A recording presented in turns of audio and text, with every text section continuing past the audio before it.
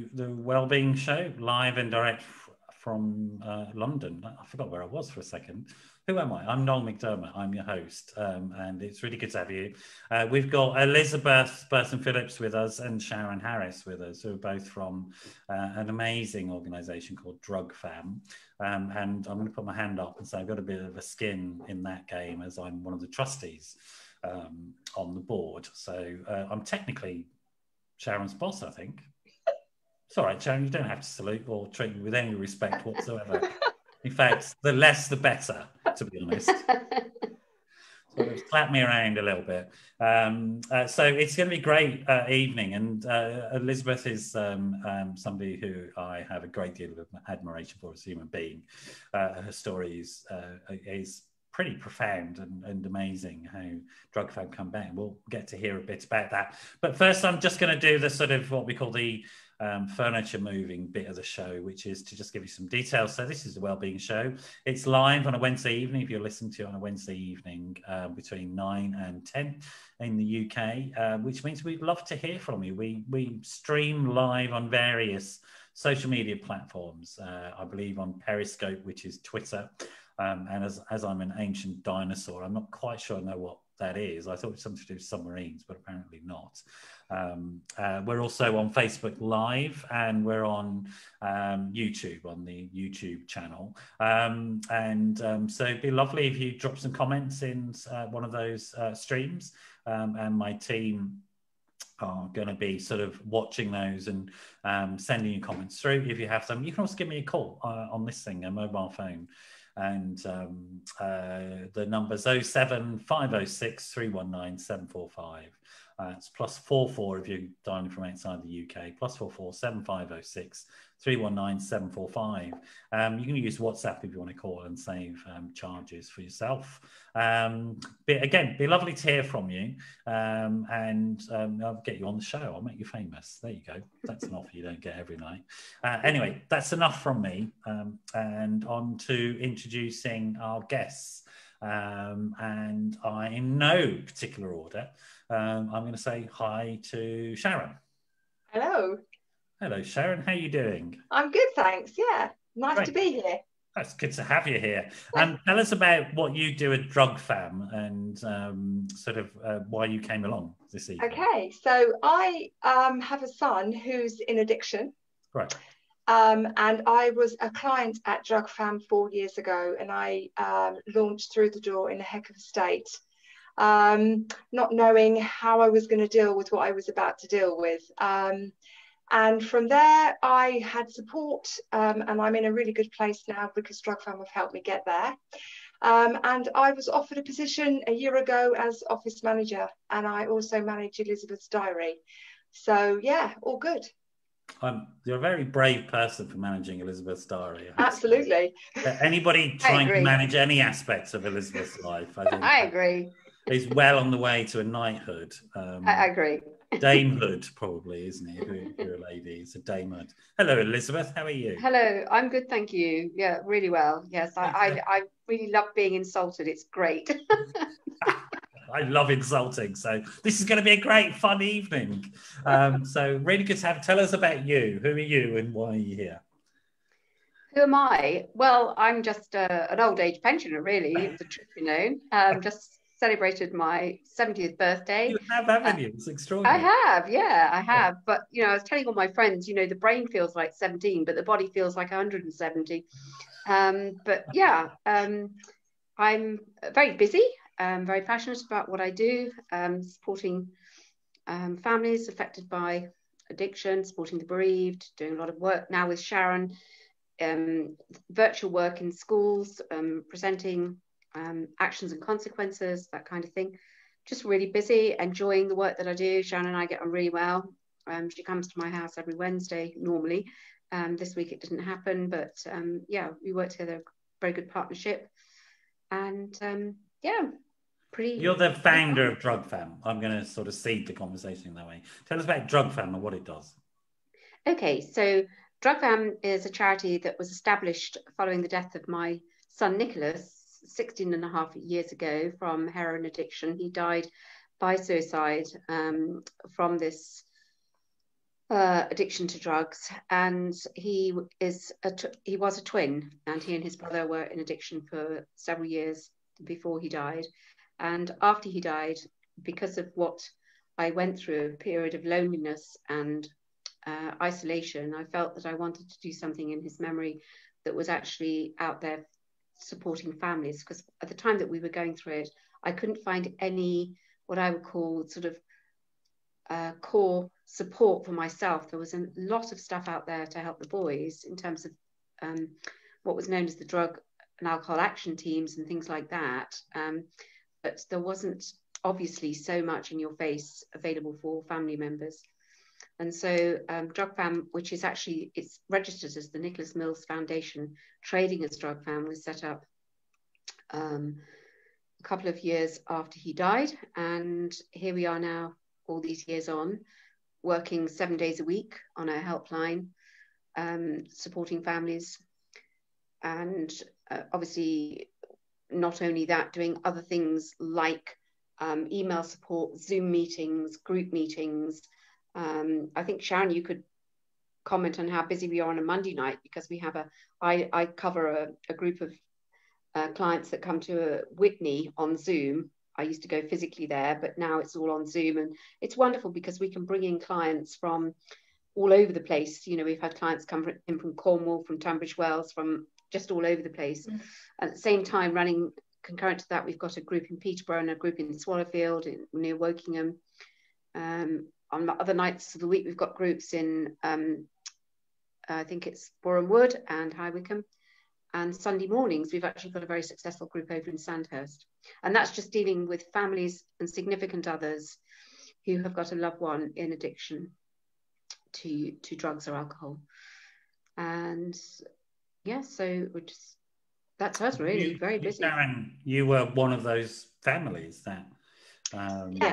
Yes, I was. It was a very difficult time for me, because I hadn't realised for a very long time that my son was an addict.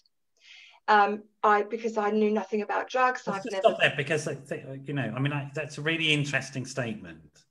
It's a really interesting statement, and I think let's unpick that a little bit, because people who know exactly what you're talking about. This thing about this denial that happens around it, and sort of but then I think a lot of people go, how could you not have known? Was that, I mean, I don't know if that was shared by you as an experience, that you were in denial about your sons and their experience, but this denial is well known in the field, as is the statement you've made, Elizabeth, that there's virtually no services for families. You know, it's all about the addict. And almost nothing until people like yourself came around. Almost nothing. Although every DAT team, drug and alcohol team, that's it you referred to, will tell you they do family work. But I can tell you that they don't. They have a group, maybe, if you're lucky, once a week, that nobody turns up to. Because they don't want to be anywhere near all the other stuff that's going on. So there is virtually nothing for families that's going on, and which is why DrugFAM is a unique thing. But Sharon, how could you possibly not have known? Come on. I didn't. I seriously didn't. My son was, my youngest son, well, both of them were addicts, but one is now clean and one isn't. He was they both went through a difficult time, because I was in domestic violence. They saw things they shouldn't have seen. And you always think that maybe those things that they should never have seen caused them to go down a path which I had no control over. But my youngest was in trouble a lot at school, and he was in trouble with the police. And at 19 and 20, they left home. So because I was at breaking point and I had bricks through my window and stuff like that. So in the end, we parted company. I set them up in a flat, but I had no idea, what he was doing. None whatsoever. What was he doing in terms of the addiction? What was he using? What was going on? He apparently, unbeknown to me, he started off with, he smoked cigarettes. Then he went on to cannabis, and then from cannabis he went to cocaine, And then eventually the biggest demon he has was crack cocaine. Okay. And it was only one day when he turned up at my door after I had my first experience with DrugFam, which was a one-to-one with one of the family support workers, that he came to the house and actually admitted he was a drug addict. Okay. And I had no idea. And that broke my heart. Yeah.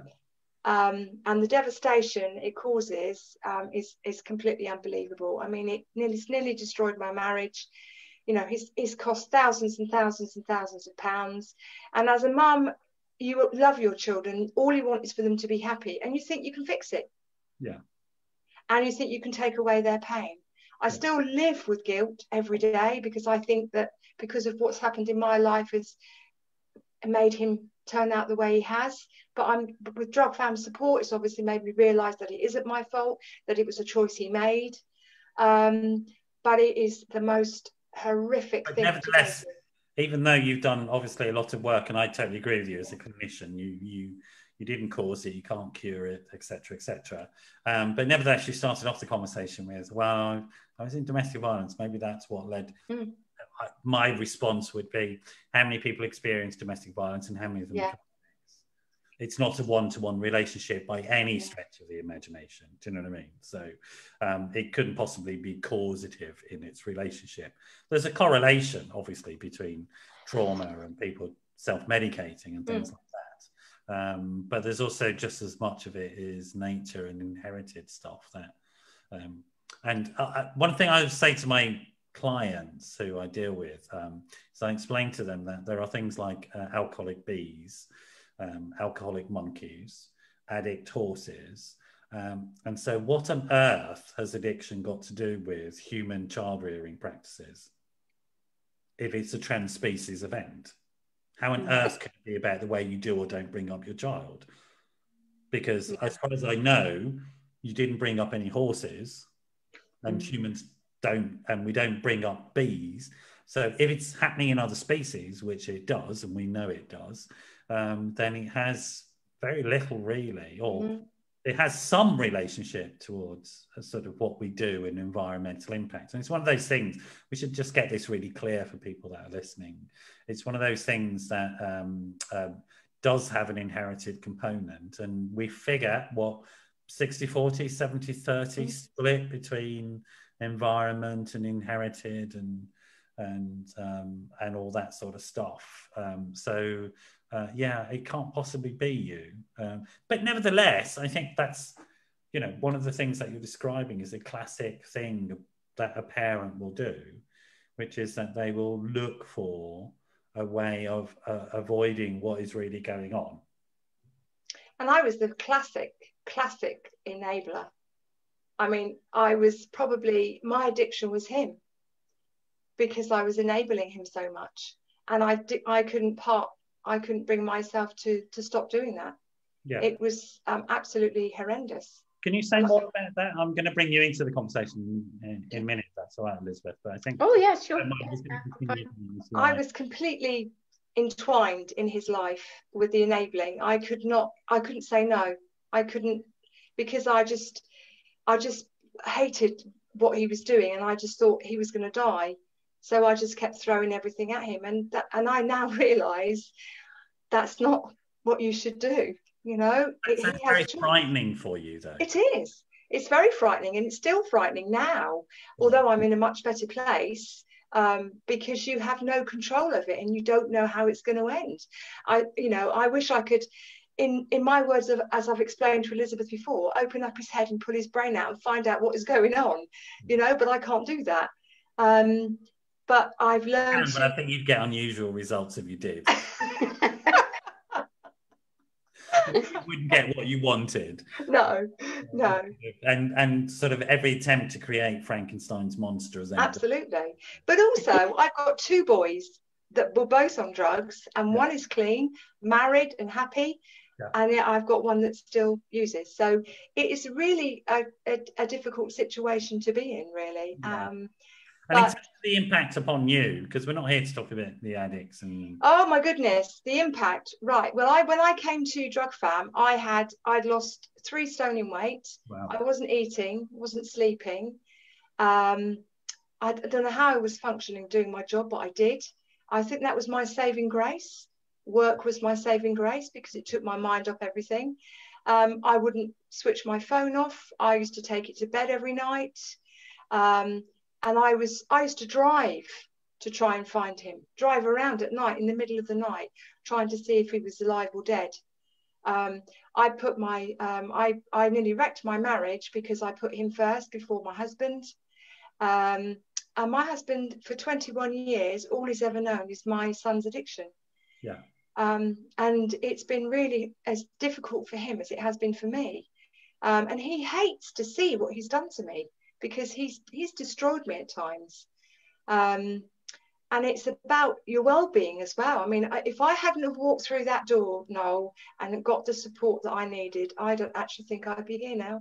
And what was the support? Was it some sort of complex mental health team that parachuted in and meds and all of that sort of stuff? The last company that I worked for, my boss, who actually knew what was going on, could see my transformation overnight and saw that I was in a really bad place. And she said, what we could see was you falling into a black hole and not coming back. Yeah. And she said to me one day, you have to go and get some help. And I had no idea where to go or who to talk to. So I did what every other person does, ask Frank. Okay. And what did Frank say? And they signposted me to DrugFAM. Like they always do. Absolutely. And I had no idea. Speak to DrugFAM, they might have an idea of. And what was the support you got that has transformed? Well, so first of all, I was really, really nervous about making that first step. So I rang and I spoke remember to. What you were nervous about? Do you remember? I was, because it was a big thing to have to face the fact that you've got to try and get some help for you, and also talk about your son as with the addiction. Right. And so I had a one-to-one with one of the family support workers. Yeah. And the most interesting, I found really quite alarming was I had no idea what a drug was or what it looked like or what it did. Or, I mean, I must have been so goddamn naive. It must have been unbelievable. But I saw Steve. I just had this urge to come over and give you a big hug and go, I know. You poor thing, you poor dear. Do you know what I mean? It's like, good Lord. Place in the office with samples of, not real drugs, obviously, I hate it, but samples of what they look like. And I was absolutely, I couldn't believe it, really. And I couldn't believe what this substance was, what the highlight of this substance was, or what it, I just couldn't believe it. But with their help, I was able to put boundaries in place so that sort of reiterate to people who might be listening that's such a classic story. Yeah. The way family members are bamboozled by the addicts into not being able to see anything at all, and manipulated into only seeing what the addict wants you to see, so that you'll meet the addict's needs, which is to facilitate and enable their addiction. And so the stories that you get as a family member are, and they may well have a truth to them. If I don't do this, I'll die. This has happened. This tragedy has happened to me. This disaster has happened to me. And it becomes all about what we call the unmanageability in their lives. And so the family member runs around trying to manage the addict's life for them. And the addict's life is essentially unmanageable. And the first thing you've got to learn as a family member is, I can't manage that for them. They have to manage it for themselves. And because you're so caught up in dealing with all these crises and dramas that the addict has created for themselves, you actually can't really see the wood for the trees. That's right. And it's such a classic story, which is why I want to give you a hug, because it's like... But for me, it was chaos. It was chaos. I was frightened. I didn't know what I was doing. I mean, the first time I switched my phone off, I was having palpitations, because I thought, if I switch my phone off and he wants to get hold of me, I won't be able to speak to him. No. And do you know what? I switched it off and I couldn't sleep because I'd switched it off. You poor thing. But eventually, I did it more and more, and then I was okay with it. But it took a long time to get me into that place. It was like baby steps, really. So the type of support you were getting was information. So Like you were told, oh, it's addiction, and these are what drugs look like, and these are the things you need to do, practical things like you actually need to turn your phone off and stop sort of being available 24/7. Yes, you won't sleep for the first week when you do that, but just get over it. And then you will eventually start sleeping. You found these things to be true and to be helpful. Absolutely. And then I thought to myself, actually, it's quite nice having your phone switched off, because you get a bit of peace. You know, well, I mean, that word peace is great all by itself, but you know, but you learn to do these things. But it took a while, and I had quite a few one-to-ones, and then I moved into the group, and what a relief was it when you go into a group and you find that you're not the only one, and that there is someone else that has experienced the same problems you have. And they're going through it. Was it not just weird going into a bunch of people all moaning about life? Is that what happened? Well, that as well. That as well. So what happened in the group? I mean, is that what happened? People are just sat around being really sad and sort of... I mean, I think it's you offload, and it's your sanity. Because if you don't... I mean, bearing in mind, I never told a soul. I never spoke about it. Because the stigma and the shame, and because I used to go to work and I used to hear, oh, well, my daughter's off to university and my daughter's getting married. Oh, my son's got this and he's doing that. What can I say? Oh, well, my son's a drug addict. You know, you just feel so ashamed. And in the end, I never talked about them. And some of the people found it very odd that I wouldn't talk about my children. Because I didn't want to. Because I was so ashamed. And also, I guess it was out with other people's experience. I mean, I think there's something about sharing your story with other people who've had a similar experience, which does reduce shame. But actually, crucially, and this is again, just as information for people, it's called emotional regulation. That's why talking to other people works, because that's what we're biologically designed to do. And when we share difficult stuff with other people and we get back compassionate responses, that increases our internal capacity, our neurological capacity to soothe ourselves. That's what goes on. And if we don't do that, then we don't soothe, and literally the feelings get worse.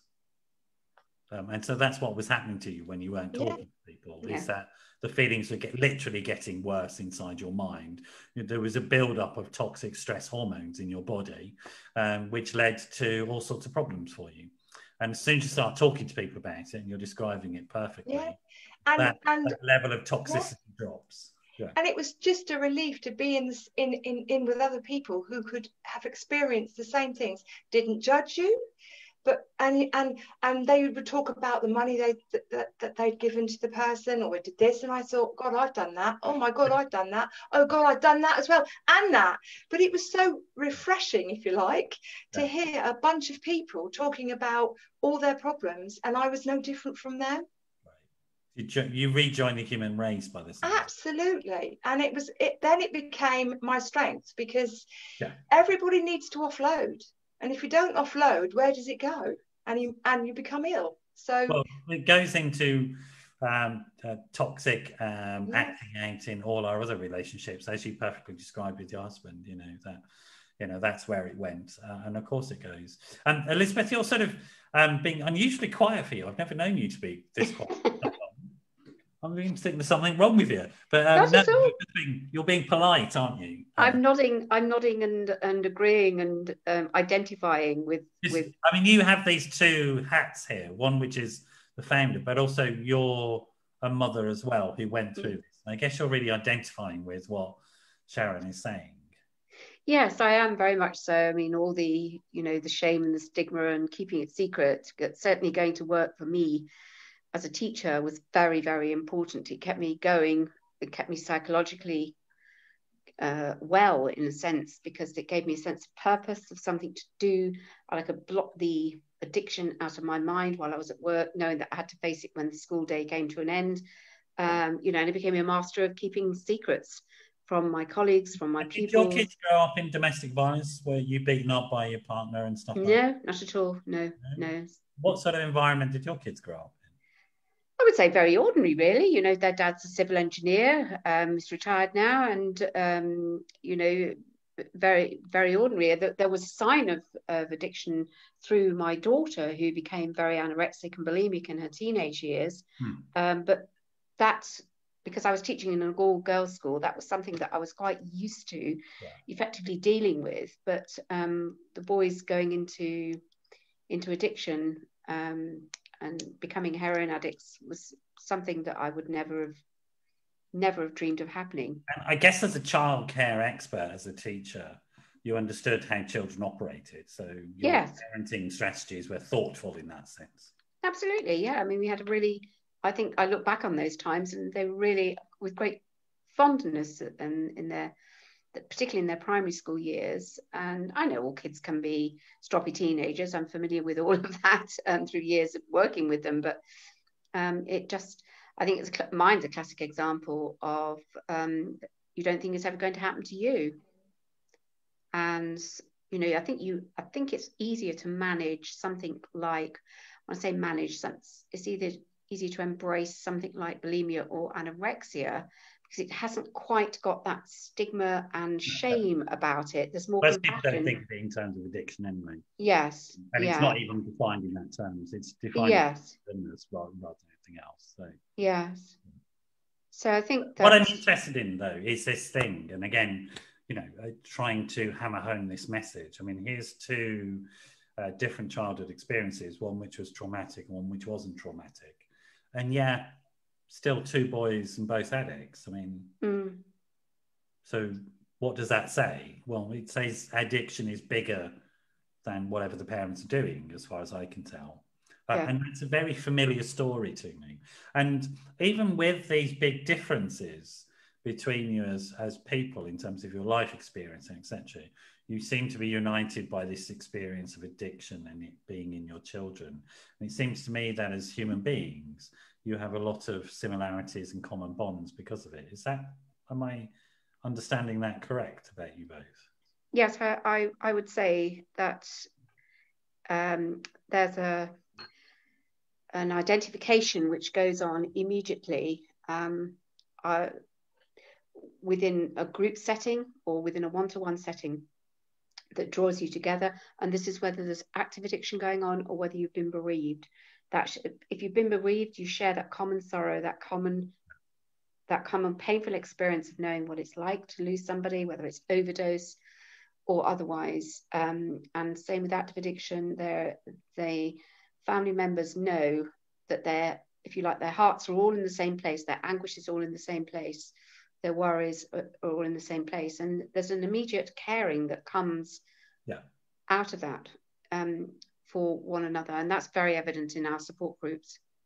Yeah, it's very evident in sort of just watching both of you operate this evening together and seeing that bond is really strong between you. Yeah, it is. And I've only, my whole life, I've lived with addiction because I had my brother was a gambler. And he literally gambled away. My parents lost everything, absolutely everything. And so all my childhood was about him, and I got tossed to the side because my mum was so engrossed in trying to help my brother and bailing him out and trying to fix my brother. And then here I am in a situation with two boys, and I'm going through the same cycle again, but in a different aspect of it, if you see what I mean. So I've only ever known my whole life as addiction. And that's quite sad. That's quite sad. Yeah, it is. It is very sad. But Elizabeth, I want to come back to you if that's all right, and because I'm intrigued as to how you took such a tragic situation, and I know more of the story, and we haven't really gone into the details of the story, but you know, one of your sons found your son who killed himself, and it was you know, there was the ambulances came. It was a very traumatic experience, for you as a family. And your other son is now clean and sober and has been for a long time. I know he works in the charity. I've met him. I'm not going to name him because it's important that he maintains his sort of anonymity, as it were. But what how do you? I mean, I'm sort of interested, I guess, and I think other people will be interested. How you go from a tragedy like that to creating a response, which is DrugFAM. I mean, I think I would go under, genuinely, if I had to deal with that. But you didn't. I mean, how on earth did you manage to get from there to here?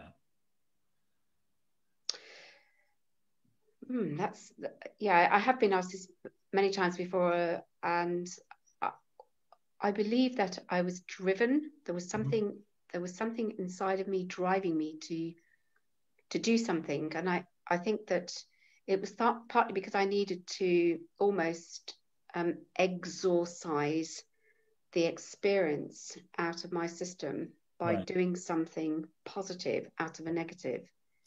And making it's very important for anybody who's going through this to make that person's name, whether they are alive or dead, to make that person's name worth talking about. And DrugFAM gave me the opportunity to make Nicholas's life worth talking about in memory. And that, I think, is what drove me from an emotional point of view. It's like I'm hearing, it's almost like the opposite of shame. Yes. You do the opposite of shame with it. You transform shame into something else. Yeah, that's right. That's right. It gave dignity to him in death. And I mean, as a mother, I was a classic rescuer and enabler, and no boundaries. Thought it was my duty as a mother, to sort it all out. And eventually I didn't. It was sorted out. He sorted it out himself. We've always believed as a family that Nicholas gave Simon life, and the death of his twin brother gave him the freedom to live the drug-free life that he has now. Yeah. And we can't prove it, but all the good that has come out of that tragic death has benefited a lot of people. And that's really, I suppose, why all these years on, especially having written the book as a therapeutic write as well, and that all that's developed from the book, it means that I can speak about it without fear, without shame, without stigma, without prejudice towards me, and with lived experience, that good can come out of sad things, and that there is a life ahead that is fun. Yeah, fun, full, and transformative. I mean, that idea of transformation, I think, is very important in sort of recovery from these types of experiences and the ongoing lived recovery that people sort of need to get into. And you just explained it in a very sort of clear and very powerful way, that you give voice to these things, because there's something quite uniquely horrible in one sense about addiction as a mental illness. Is the way it is stigmatized, and it's stigmatized for probably understandable reasons, because addiction expresses itself not as addiction. It expresses itself as Sharon has described. It expresses itself as chaotic behavior. It expresses itself as antisocial behavior. It expresses itself as school failure. It expresses itself as depression, as psychosis, and various things. That these things are all the signs of addiction, if you know what you're looking for, and you're not caught up in the situation. But it's unpleasant and antisocial addiction in terms of the social consequences. And it leads to stigmatization of the families, particularly when there's enabling going on and people can see the enabling. Yeah. But what people are not understanding about the enabling is that the family member is not aware that that's what they're doing. Yes, that's right. It's when you wake up and realise and the penny drops. Because the family member has been bamboozled by the addict, and then that's the truth of it. They've been manipulated and bamboozled by the addict. And the addicts themselves are probably quite bamboozled as well. Before anybody thinks I'm blaming the addict, it's not. It's everybody's bamboozled by this thing. Everybody's caught up in the denial and the defense mechanisms. And I'm just aware that if people are listening and they're finding this triggering because they're thinking of themselves in the situation, don't bother phoning Frank. Just call DrugFam directly. Yeah, call us 0300 888 3853. Say that again, Elizabeth, so we know the number and people can... it's 0300 888 3853 or email office@drugfam.co.uk. So don't bother with being signposted in, just go straight there. Go straight to the course. Save yourself a call, don't bother with Frank. Absolutely. Because now it exists, and I'm going to move the conversation on a little bit, if that's all right. We'll put the phone number in the posting and the website link and stuff like that. So folks, don't worry if you didn't pick up on it. It'll be there for you, and you'll be able to reach out. So let's move the conversation on a little bit into, you know, what's going on currently with DrugFam, what the services are, and how it's responding to the coronavirus and the various things. We were just talking about, just before the show started, about this, I think, unfortunate word lockdown, and I'm just really annoyed. I'm just really annoyed about it. Yes. I'm really annoyed the way this word is used. It's frightening people. We're not going back into lockdown. That is not what's going to happen. It is not what happened in France this evening or Germany. What's happened are very targeted and thought out responses around managing social interaction so that we reduce infection rates. That's what's going on. And the press, I'm afraid, are just desperate to use this word because you know, it sells papers or sells advertising space. I don't know what it sells. It's just nonsense. It's a shock horror factor, isn't it? It really is. And let's panic everybody. So we'll all go out buying toilet rolls. Why? There's enough toilet rolls. I've got some here if you run out. So give me a call. I'll give you some. So tell me about how has DrugFam managed, firstly, what are the services that you're offering at the moment, and what was the impact of the pandemic, in no particular order, what's been happening? I think Sharon's going to jump in. Let's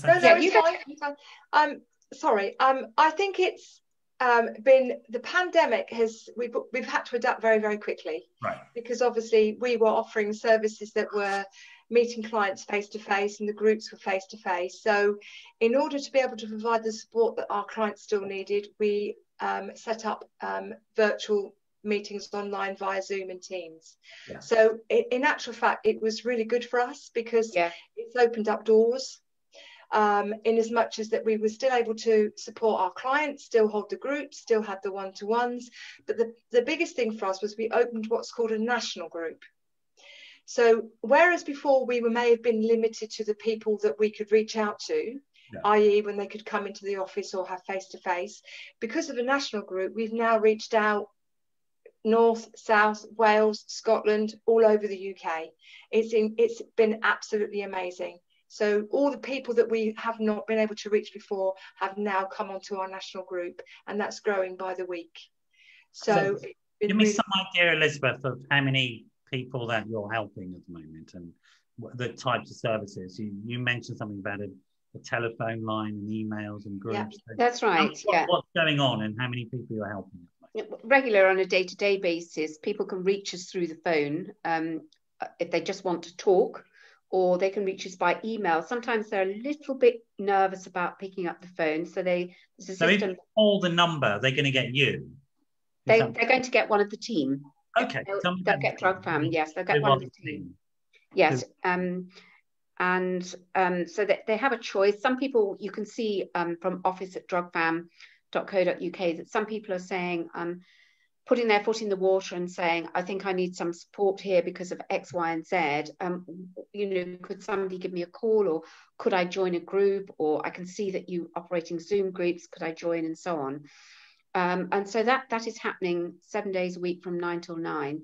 I mean, I'd just go back to the first week of lockdown. I can remember, I don't know if you remember me having this conversation with you, Sharon. I think Jill might have been involved as well, the lady who manages the helpline. But we were thinking, oh, well, what are we going to do? It's all gone quiet. And what are we going to do? And, do we carry on working? Do we close down? What do we do? And then all of a sudden, bang, off it went.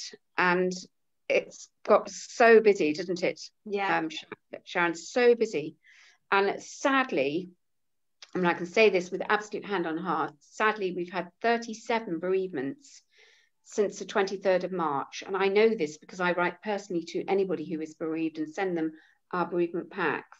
And then depending on what their needs are, then I will signpost them to other members of the team, or Sharon will do that. And they'll then have the opportunity to have one-to-one Zoom or one-to-one telephone. And some people just like to have a lot of email correspondence before they feel ready to talk to somebody on the phone. So yeah, it's just been incredibly busy, and that's shown because of the COVID, that in quite a lot of cases the person who is in addiction has been living with the family members, and the ripple effect on that has been significant because of where and how they're going to get their drugs from, and how that impacts on the finances of the people that they're living with, and the mum, can you lend me 20 quid, etc. So we're just really, really busy. But what we try to do is to respond quickly to everybody who communicates with us, and to make sure that they get the help that they deserve in their own right as a family member, friend, or significant other. And so tell me, roughly per year, if you know, how many sort of phone calls are you getting, and do you know those types? Well, our call rate, our calls since the pandemic, our calls have gone up 75%. Right. So it's quite a substantial amount. I can't give you the exact figures. I just wondered if you knew off the top of your head. It doesn't mean that. I mean, I sort of do know because I've seen the figures because I'm one of the trustees. So I was just sort of seeding the ground. And there has been an exponential shift. And I think that description you have at the beginning of the pandemic of that sort of like an in-breath. And people just sort of went, and then suddenly went, oh my God. Yeah. And suddenly it was all over the place, wasn't it? And the sort of But again, this sort of what is interesting me in the conversation is that rather than panic over it, you've transformed the situation again. That's a really tough situation, the pandemic, and the impact it's had. But it's actually had a transformative effect on the organisation and is supporting growth. Yes, indeed, it has, because we were talking before the pandemic. I don't know whether it was in a trustees meeting or general meeting, but we were certainly talking about growing the charity physically in different hubs around the country. And it suddenly has come to light that we don't need to do that because the technology is available for us to operate in a completely different way. We can reach, we've learned to reach so many more people as a result of this, and to not let the virus stop us from doing the work that we need to do. And it's, it is my belief personally that addiction is much more powerful than COVID. Yeah, and I'm going to, just as a matter of information for people who are listening and watching, just echo that we know the figures are demonstrating that issues around substance misuse and addiction, of course, have shot up during the pandemic, and are continuing to. Very simple figures like the amount of alcohol being bought in supermarkets shot up by 45%, has not dropped. That's right. And the alcohol consumption in pubs has gone up.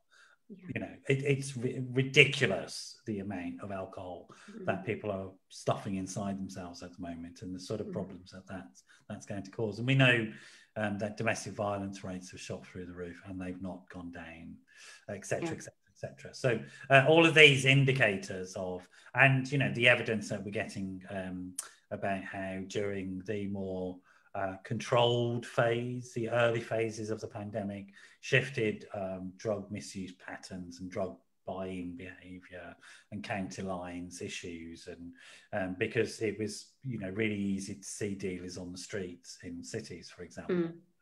The way things were being dealt became sort of very different. It also became much more dangerous and difficult because dealers saw that their profits were being affected because they were more visible and couldn't make as much money, and so they became more violent, etc., which has an impact on families in particular. And if you're living with somebody that you are who's in your bubble, is your primary problem, an active addict, that has significant issues. Yes. And I guess that those types of issues are all coming to the fore in the calls, and Sharon's nodding away there. Yeah, because this year my son didn't live with me, and where he was living, he got thrown out. And so this was back in May, so we're sort of still in the pandemic. Yeah. So I picked him up and booked him into a hotel, and because I didn't want to see him on the street. And then the next day he had nowhere to go, so I literally picked him up and took him home. And my husband said to me, if he comes here, I leave. Yeah. But he didn't leave, and he let my son stay for 3 months. And for the first 8 weeks now, he was clean, and he was a different boy. He was the son that I didn't know I had all those years ago. Yeah. And then he relapsed, and oh my God, there was sheer carnage. Yeah. And in the end, he moved out because I just couldn't do it anymore. Yeah. Yeah.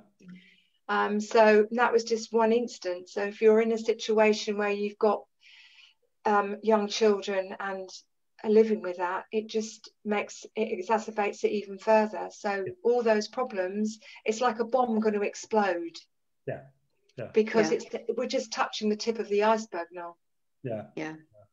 I think also what it's highlighted too is that for some people, and I've hoped that we can find a way around this, but for some people, where I was offering support, people that were in the group that I used to do physically, they were not able to join our groups or to on Zoom, or to have one-to-ones on Zoom, because of the tensions and the anxieties within the household.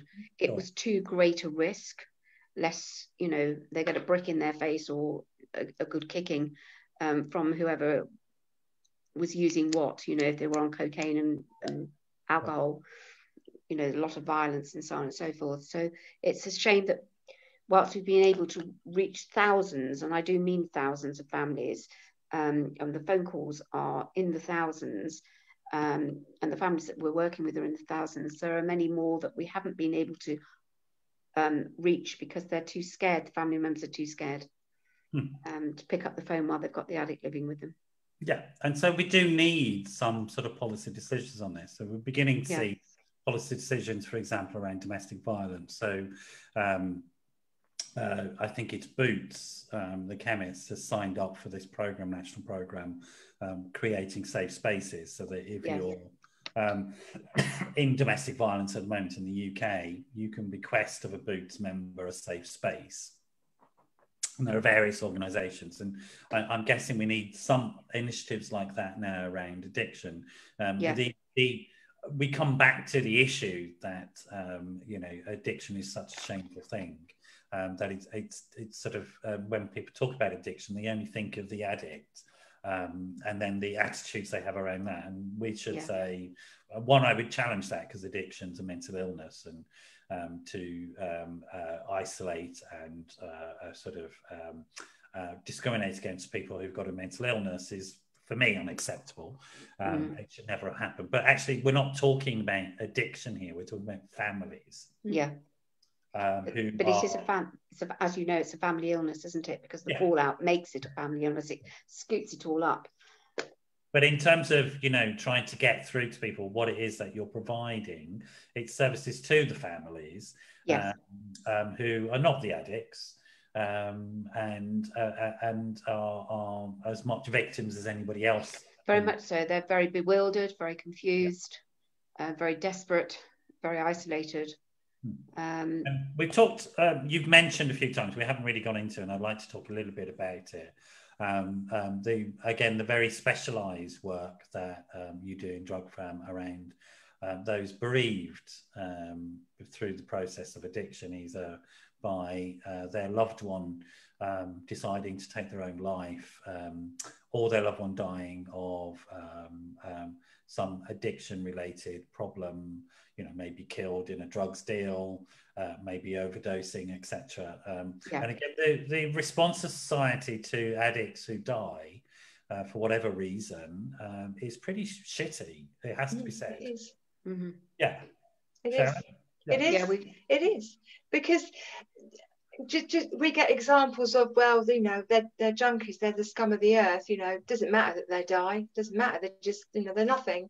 But they are. They're someone's brother, sister, daughter, husband, wife, partner. They're someone. Mm-hmm. That's just absolutely, that has to go. Yeah. Because they're worth, their lives are worth talking about, as Elizabeth quite rightly said. It's the saddest thing I've heard. It was a lady that told me that when her son died, she moved to a particular village, and afterwards, and she shared that with her community and the local priest, who said, well, he deserved to die because he was an addict. And that's very, very difficult to deal with. I think if I had been anywhere near the priest, he might have had one black eye. He'd have got my fist in his face, to be honest. Yeah. Just yeah. disgusting. So we're dealing with that kind of thing.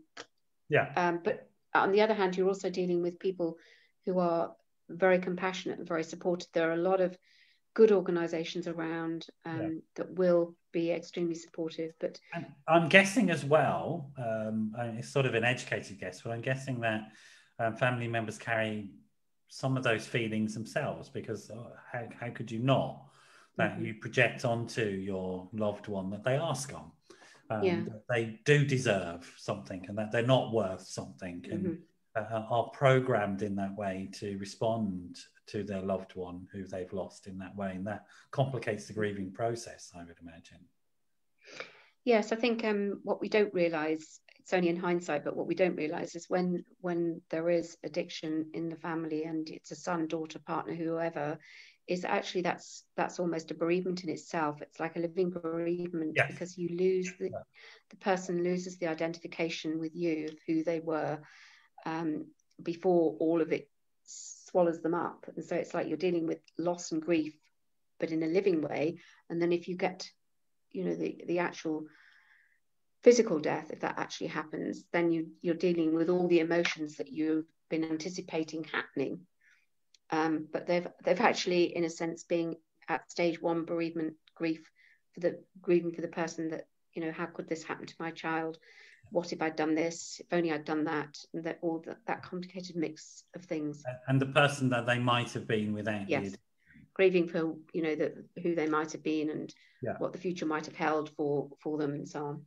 I guess that is an experience that's very relevant for you, Sharon, in terms of you have a child who's in an active addiction, and it's a fear. It's every mother's fear that something will happen, because there's only two ways it's going to go. They will either try and engage with drug and alcohol services and try and help themselves, or if they don't, there's a chance that they might not make it.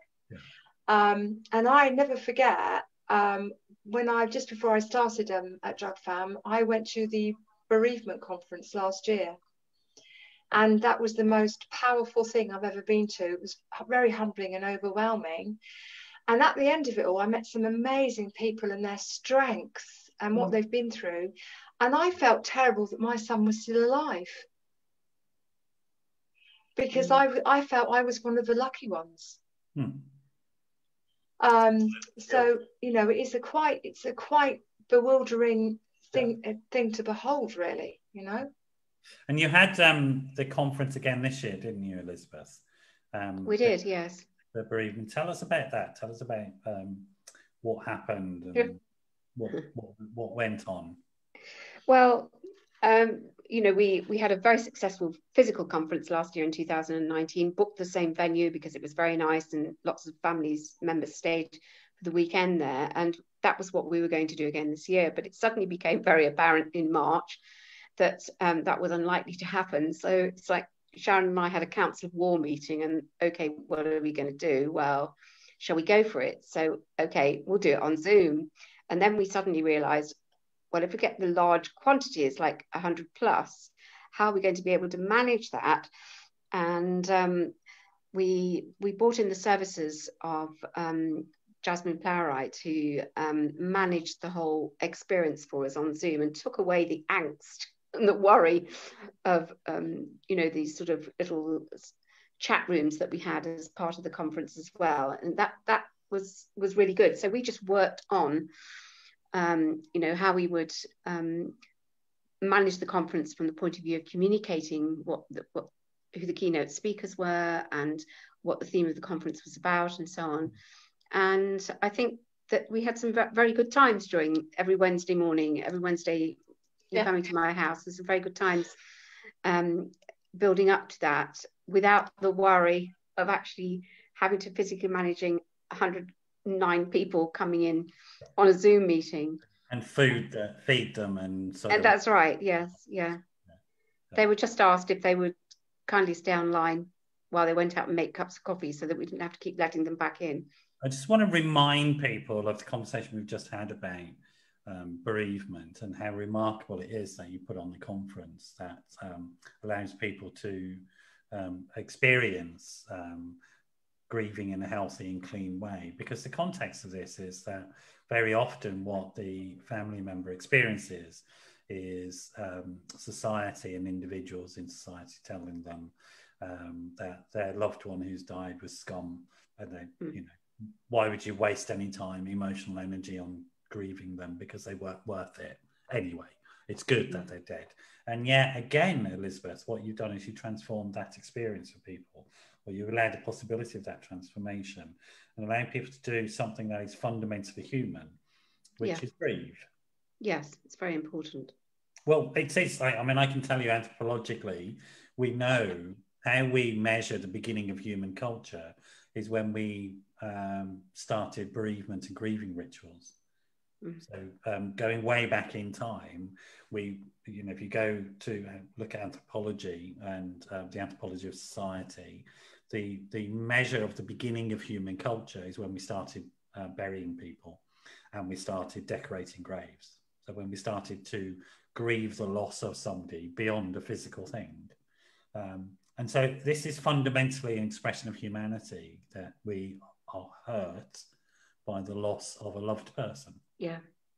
And to be robbed of that. And it's interesting in this context, I think, in the context of the pandemic, because one of the most shocking things that people saw were the interruptions of these bereavement rituals, because of the social distancing restrictions and people got it, didn't they? They understood that that's really shocking. Yeah.